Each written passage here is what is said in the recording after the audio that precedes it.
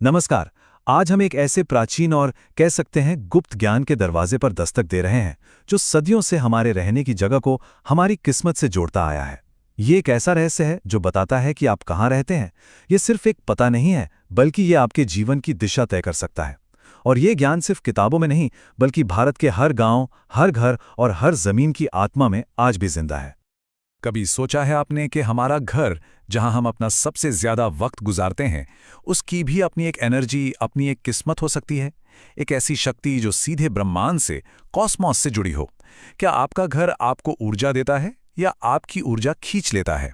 चलिए आज इसी गहरे सवाल का जवाब ढूंढते हैं और समझते हैं कि कैसे हमारा घर हमारे भाग्य का आईना बन जाता है। तो इस गहरे रहस्य को समझने के लिए हम इन पड़ावों से गुजरेंगे। हम बात करेंगे वास्तु और ज्योतिष के अनदेखे बंधन की, आपके जमीन के कॉस्मिक ब्लूप्रिंट की, दिशाओं के गुप्त कोड यानी वर्ण की, और भी बहुत कुछ। हर एक हिस्सा एक बड़ी ब्रह्मांडीय पहेली का टुकड़ा है। तो चलिए इस पहेली के टुकड़ों को एक एक करके जोड़ते हैं और देखते हैं कि अंत में क्या तस्वीर बनती है। तो चलिए अपनी यात्रा के पहले और सबसे महत्वपूर्ण पड़ाव में प्रवेश करते हैं और समझते हैं कि वास्तु और ज्योतिष का ये अनदेखा लेकिन अटूट बंधन आखिर है क्या। ये लाइन इस पूरे ज्ञान का सार है। जरा सोचकर देखिए, जैसे कोई पक्षी सिर्फ एक पंख से उड़ान नहीं भर सकता, ठीक वैसे ही वास्तु का पूरा लाभ ज्योतिष के बिना और ज्योतिष का पूरा विश्लेषण वास्तु के बिना अधूरा है। ये दोनों मिलकर ही जीवन को वो संतुलन और वो ऊंचाई देते हैं जिसकी हम सब कामना करते हैं। देखिए ये कितना गहरा और प्रैक्टिकल है। जब घर बनाने की बात आती है तो वास्तुशास्त्र नक्षत्र शुद्धि और लग्न शुद्धि की बात करता है, जो सीधे सीधे ज्योतिष से आते हैं। ये बिल्कुल वैसा ही है जैसे सही समय पर सही बीज बोना। अगर समय यानी नक्षत्र गलत है तो सबसे अच्छी मिट्टी यानी वास्तु भी अच्छा परिणाम नहीं देगी। इसीलिए कहते हैं कि अगर जन्म कुंडली में ग्रह मजबूत हैं तो छोटे से घर में भी राजयोग जैसा सुख मिलता है। और वहीं अगर घर बनाने के समय नक्षत्र अशुद्ध हो तो अच्छे से अच्छे वास्तु वाले घर में भी परेशानियां पीछा नहीं छोड़ती। अब बात करते हैं ग्रामवास की, यानी किसी जगह पर बसने की। हमारा प्राचीन विज्ञान कहता है कि किसी भी जगह पर रहने का फैसला सिर्फ जमीन का टुकड़ा देखकर नहीं होता, बल्कि सितारों की चाल देखकर शुरू होता है। ये एक बहुत ही अद्भुत और गहरी प्रणाली है जिसे कहते हैं नराकृति चक्र।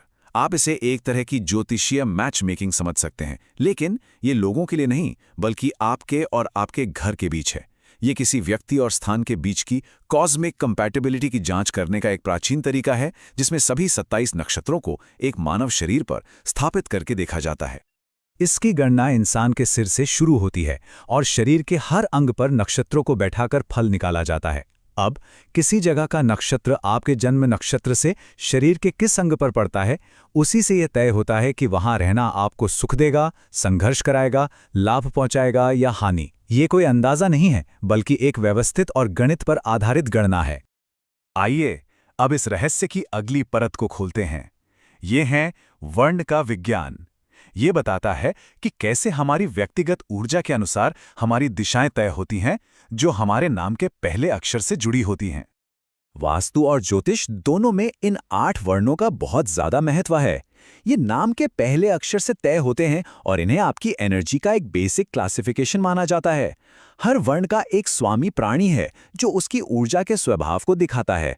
आप कह सकते हैं कि ये आपके अस्तित्व का एक साउंड कोड है। अब इसका प्रैक्टिकल इस्तेमाल देखिए, जो बहुत ही दिलचस्प है। आपका वर्ण ये तय करता है कि आपके लिए कौन सी दिशा सबसे ज्यादा फायदेमंद होगी।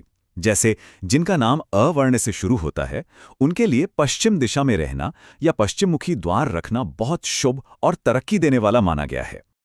और जो बात सबसे जरूरी है वो है शत्रु वर्ण की अवधारणा। इस पर थोड़ा ध्यान दीजिएगा। आपके वर्ण से गिनती करने पर जो 5वां वर्ण आता है वो आपका शत्रु वर्ण कहलाता है। मिसाल के तौर पर अवर्ण जो चक्र में पहला है, उससे 5वां वर्ण है त।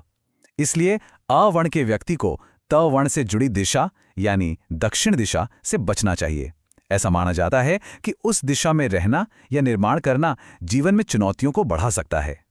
चलिए अब थोड़ा और गहरे उतरते हैं और देखते हैं कि राशियां और ग्रहों के चक्र किसी रहने की जगह को कैसे प्रभावित करते हैं।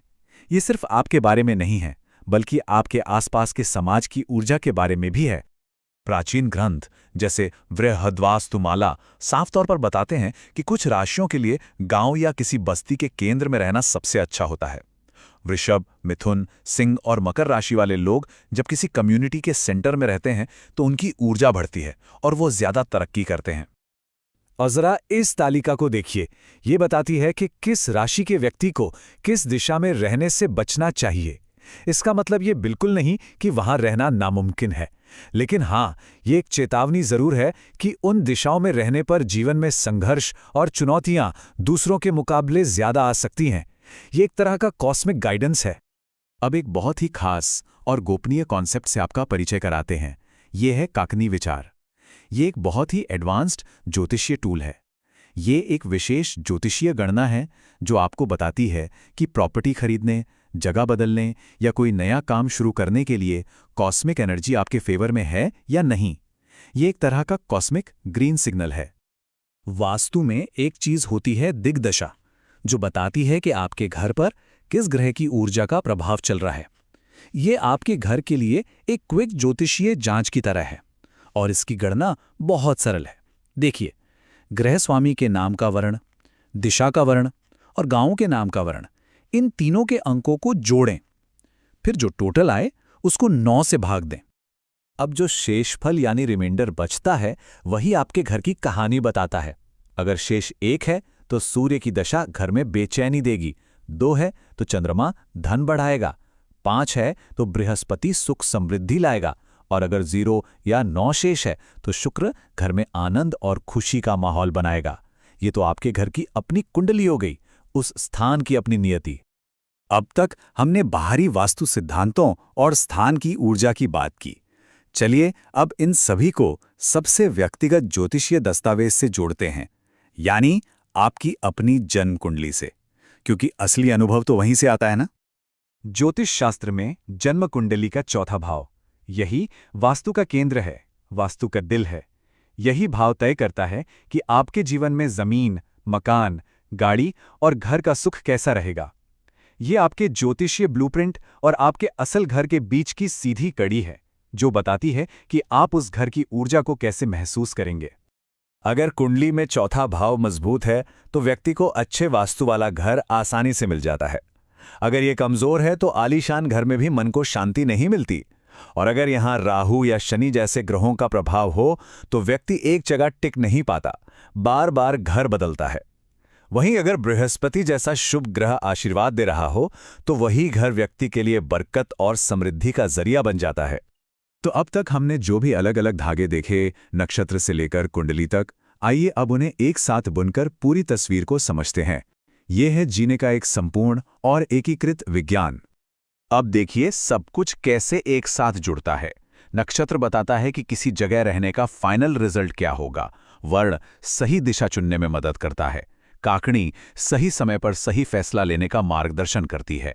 दिग्दशा घर की अपनी ऊर्जा बताती है और आपकी कुंडली का चौथा भाव बताता है कि आप उस ऊर्जा को पर्सनली कैसे अनुभव करेंगे। ये कोई अलग थलग नियम नहीं है, बल्कि एक संपूर्ण प्रणाली है। हम अपनी बात इसी शक्तिशाली कथन के साथ समाप्त करते हैं। ये दोनों अलग अलग नहीं, बल्कि एक दूसरे में गहराई से गुथे हुए विषय हैं, जो मिलकर ही जीवन की एक संपूर्ण और सामंजस्यपूर्ण तस्वीर बनाते हैं। तो अंत में एक विचार आपके लिए छोड़कर जाते हैं। क्या ऐसा हो सकता है कि आज की भागदौड़ भरी जिंदगी में हम जिस सुख और शांति को बाहर खोज रहे हैं, उसकी चाबी कहीं और नहीं बल्कि हमारे रहने की जगह की ऊर्जा में ही छिपी हो, जिसे हम शायद सदियों से नजरअंदाज करते आ रहे हैं? अगर इस जानकारी ने आपको एक नई दृष्टि दी है तो हमें कमेंट्स में जरूर बताइएगा। इस ज्ञान को साझा करें ताकि ये और लोगों तक भी पहुंचे और ऐसी ही गहरी जानकारियों के लिए हमारे साथ जुड़ें।